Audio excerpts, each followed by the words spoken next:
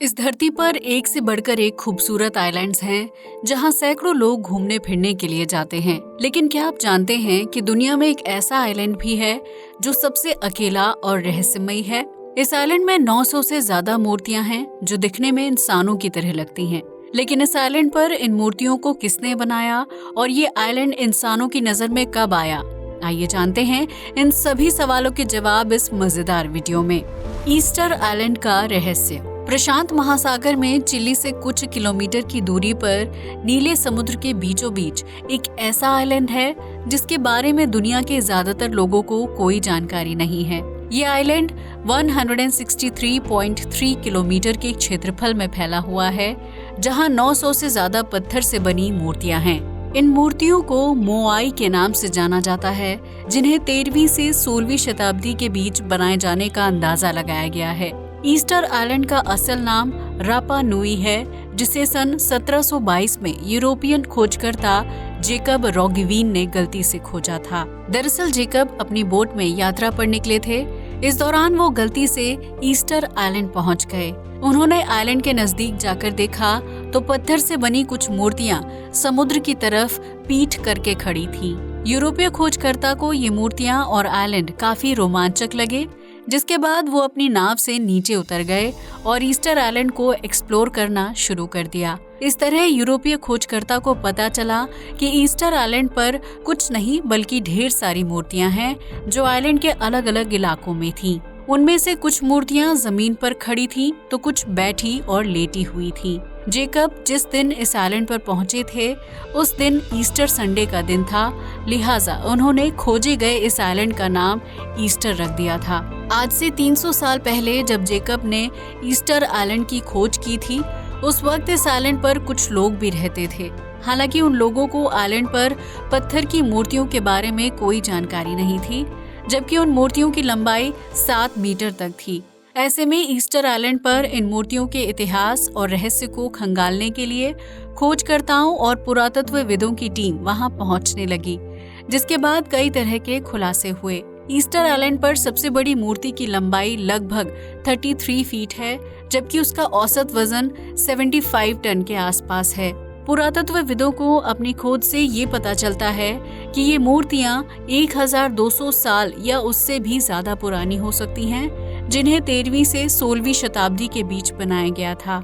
लेकिन सवाल ये खड़ा होता है कि आखिर इस वीरान टापू पर इन विशालकाय मूर्तियों को किसने बनाया होगा और उन्हें बनाने का मकसद क्या था। इतना ही नहीं, ये मूर्तियां समुद्र की तरफ पीठ करके क्यों खड़ी थीं? आपको बता दें कि ईस्टर आइलैंड प्रशांत महासागर में इतना अकेला है कि इसके सबसे नजदीक के द्वीप की दूरी भी 2075 किलोमीटर है, जिसे पिटकार्न आइलैंड के नाम से जाना जाता है, और उस आइलैंड पर भी इंसानों की मौजूदगी नहीं है।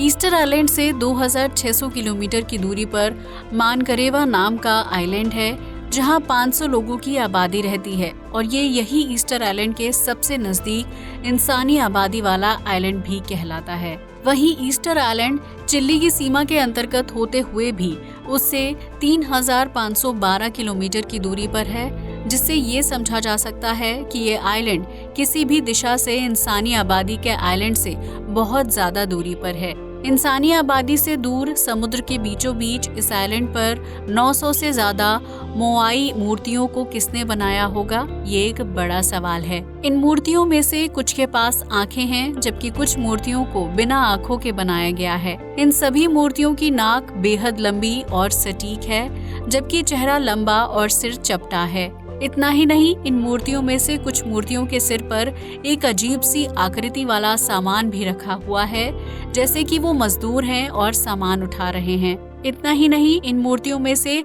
कुछ का पूरा शरीर है, जबकि कुछ मूर्तियों का सिर्फ चेहरा ही बनाया गया है। लेकिन साल 2012 में जब उन चेहरे वाली मूर्तियों पर रिसर्च की गई तो पता चला कि उनका बाकी का शरीर जमीन के अंदर है। इसके बाद मूर्ति के चेहरे के आसपास जमीन की खुदाई की गई, जहां मिट्टी के अंदर मूर्ति का बाकी का दफन किया हुआ शरीर शोधकर्ताओं के हाथ लगा था। इतना ही नहीं, ईस्टर आइलैंड पर एक ऐसी मूर्ति भी थी जिसे पूरा नहीं बनाया गया था। उस मूर्ति की लंबाई 70 फीट थी, जबकि अगर उसे पूरा बनाया जाता तो उसका वजन लगभग 300 टन के आसपास हो सकता था। शोधकर्ताओं का मानना है कि जिस दौर में इन स्टैच्यूज को बनाकर तैयार किया गया था, उस वक्त पत्थर को काटने या फिर उन्हें एक जगह से दूसरी जगह ले जाने के लिए कोई भी आधुनिक मशीन और औजार नहीं थे। ऐसे में उस दौर में इन मूर्तियों को कैसे बनाया गया होगा और उनके चेहरे को इतनी सटीकता के साथ आकार देना भी अपने आप में बहुत ही मुश्किल काम है। ईस्टर आइलैंड पर बहुत सी मूर्तियों को जमीन के अंदर भी दफन किया गया था। इतनी भारी भरकम मूर्तियों को जमीन पर खड़ा करना या फिर उन्हें मिट्टी में दफन करना इंसानों के बस की बात नहीं लगती थी। लिहाजा कुछ जानकारों ने ईस्टर आइलैंड पर इन मूर्तियों को बनाने के पीछे एलियंस का हाथ बताया, क्योंकि उनका मानना था कि इस तरह की रचना कर पाना सिर्फ दूसरे ग्रह के ताकतवर एलियंस के लिए ही संभव हो सकता है। ऐसे में कई सालों तक लोगों का यही मानना था कि ईस्टर आइलैंड किसी जमाने में एलियंस का द्वीप हुआ करता था, जहां की मूर्तियों को किसी मकसद को पूरा करने के लिए बनाया गया था। लेकिन इससे पहले कि एलियंस अपने मकसद में कामयाब हो पाते, यूरोपीय खोजकर्ता ने इस रहस्यमय आइलैंड को खोज लिया और एलियंस अपने मकसद को पूरा कर पाने में कामयाब नहीं हो पाए।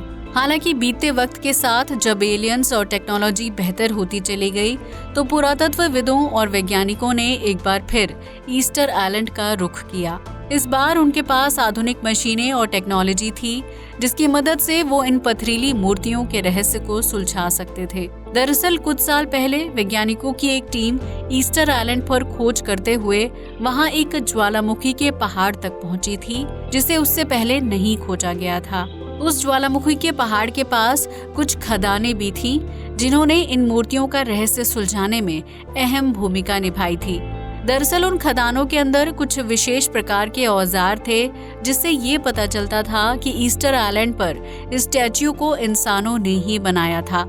इन मूर्तियों को बनाने के लिए ज्वालामुखी से निकलने वाले लावा से निर्मित हुए पत्थरों और चट्टानों का इस्तेमाल किया जाता था, जिसे ऐश स्टोन के नाम से जाना जाता है। इस बात को साबित करने के लिए वैज्ञानिकों और शोधकर्ताओं की टीम ने ऐश स्टोन पर एक आंख बनाने की कोशिश की, जिसके लिए उन्होंने ज्वालामुखी की खदान में मिले प्राचीन औजारों का इस्तेमाल किया था। इस एक्सपेरिमेंट से वैज्ञानिकों को पता चला कि चट्टान पर सिर्फ आंख बनाने में ही लगभग 3 से 4 दिन का वक्त लगता है, जबकि पूरे के पूरे स्टैच्यू को बनाने के लिए लगभग 12 मजदूर 1 साल तक लगातार काम करते रहते थे। इस तरह ईस्टर आइलैंड पर 900 से ज्यादा मोआई के स्टैच्यू बनाकर तैयार किए गए थे, जिन्हें बनाने में बहुत लंबा वक्त और काफी ज्यादा मेहनत लगी होगी। लेकिन शोधकर्ता उन मूर्तियों को जमीन में खड़ा करने और जमीन में दफनाने के प्रोसेस को अभी भी नहीं समझ पाए थे, क्योंकि इतनी भारी भरकम मूर्तियों को एक जगह से दूसरी जगह ले जाना ही बहुत बड़ा और मुश्किल काम था। दरअसल इन सभी मूर्तियों को ज्वालामुखी के पहाड़ के पास खदानों में बनाकर तैयार किया गया था। ऐसे में उन सभी मूर्तियों को खदानों से आइलैंड के विभिन्न इलाकों तक कैसे पहुंचाया गया होगा, क्योंकि एक फुल स्टैच्यू का वजन ही लगभग 14 वयस्क हाथियों के बराबर था। इस रहस्य को सुलझाने के लिए शोधकर्ताओं ने पूरे आइलैंड का मुआयना किया, जिससे इन्हें एक जगह से दूसरी जगह ले जाने का साइंस समझ आने लगा था। दरअसल ईस्टर आइलैंड पर बहुत से स्टैच्यू मुंह के बल गिरे हुए थे, जबकि चढ़ाई वाली जगह पर स्टैच्यू पीठ के बल गिरे हुए थे। इससे शोधकर्ताओं को पता चलता है कि इन सभी मूर्तियों को बनाने के बाद सीधा खड़ा करके एक जगह से दूसरी जगह ले जाया जाता था, जिसके लिए मजदूर मूर्ति को पीछे से धक्का देते थे। इस दौरान कुछ मूर्तियों का बैलेंस बिगड़ गया और वो आइलैंड पर मुंह और पीठ के बल गिर गई थी, जिसमें से कुछ मूर्तियां टूटकर खराब भी हो गईं। वहीं इन विशालकाय मूर्तियों को सीधा खड़ा करने के लिए रस्सियों और ढेर सारे मजदूरों की जरूरत पड़ती थी, जो मूर्ति पर रस्सी बांधकर उसे नीचे से ऊपर की तरफ खींचते हुए आगे बढ़ते थे। इस तरह ईस्टर आइलैंड के विभिन्न इलाकों तक विशालकाय मूर्तियों को पहुंचाने का काम पूरा किया गया था, जिसमें से कुछ मूर्तियां टूटकर खराब भी हो गई थी। इस बात को साबित करने के लिए शोधकर्ताओं ने कंक्रीट से बने एक विशालकाय स्टैच्यू को तैयार किया और उसे रस्सी की मदद से आगे खींचते हुए गंतव्य स्थान तक ले गए। जिसे 3 विपरीत दिशाओं से रस्सी की मदद से खींचा गया था। ऐसा करने से स्टैच्यू अपने आप जमीन पर आगे बढ़ने लगा, जैसे हम इंसान अपने पैरों की मदद से आगे चलते हुए जाते हैं। शोधकर्ताओं का मानना है कि आज से कई 100 साल पहले इसी थ्योरी का इस्तेमाल करके विशालकाय मूर्तियों को चलाकर आइलैंड की अलग अलग जगहों पर खड़ा किया गया होगा। इन सभी रहस्यों को सुलझाने के बाद शोधकर्ताओं के सामने सबसे बड़ा सवाल ये था कि आखिर इन मूर्तियों को बनाने वाले लोग अचानक से कहाँ चले गए और उन्होंने इन मूर्तियों को किस मकसद से बनाया था। इतना ही नहीं, उन्होंने आइलैंड पर कुछ मूर्तियों को अधूरा ही क्यों छोड़ दिया था। इन सवाल का जवाब जानने के लिए कई प्रकार के शोध किए गए थे, जिसके बाद लोगों के सामने एक थ्योरी को रखा गया था। इस थ्योरी के मुताबिक ईस्टर आइलैंड पर सैकड़ों साल पहले 17,500 लोगों की आबादी रहती थी, जो मुख्य रूप से आदिवासी समुदाय से ताल्लुक रखते थे।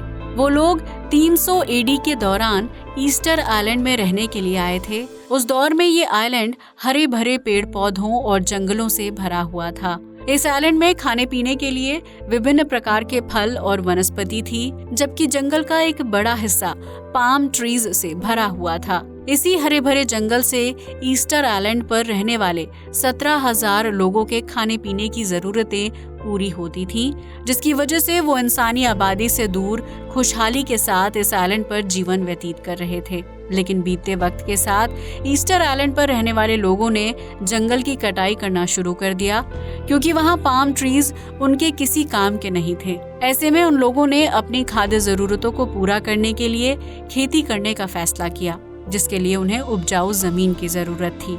लिहाजा ईस्टर आइलैंड में बसे लोगों ने वहां जंगल को काटना शुरू कर दिया था, जिसके बाद वो लोग उस जमीन पर खेती करने लगे थे। इस तरह कुछ साल बीत गए, लेकिन उसके बाद जंगल की कटाई का असल असर दिखने लगा। ईस्टर आइलैंड की जमीन धीरे धीरे बंजर होने लगी, जिसकी वजह से वहां रहने वाले लोगों को सूखे, भूखमरी और भोजन की कमी का सामना करना पड़ा। इस तरह खाद्य पदार्थों की कमी की वजह से ईस्टर आइलैंड के लोग आपस में ही लड़ने लगे, जिसकी वजह से उस युद्ध में बड़ी संख्या में औरतों की मौत हो गई थी। ऐसे में औरतों की मृत्यु हो जाने के बाद आदिवासी समुदाय के पुरुषों को अपना वंश आगे बढ़ाने में दिक्कतों का सामना करना पड़ रहा था, जबकि उनके पास अपनी खाद्य जरूरतों को पूरा करने के लिए पर्याप्त साधन भी नहीं थे। लिहाजा उन लोगों ने ईस्टर आइलैंड को छोड़कर चले जाने का फैसला कर लिया, जबकि युद्ध में महिला और पुरुषों के शवों को वहीं जमीन में गाड़ दिया गया था। इन शवों के अवशेष शोधकर्ताओं को आज भी आइलैंड पर मिलते हैं, जिनकी हड्डियों पर चोट और गहरे जख्मों के निशानों को देखा जा सकता है। हालांकि भूखमरी और युद्ध से पहले ईस्टर आइलैंड पर रहने वाले आदिवासी समुदाय के लोगों ने अपने प्रतीक चिन्हों के रूप में 900 से ज्यादा पत्थर की मूर्तियों को तैयार किया था, जिन्हें उन्होंने अलग अलग जगह पर स्थापित किया था।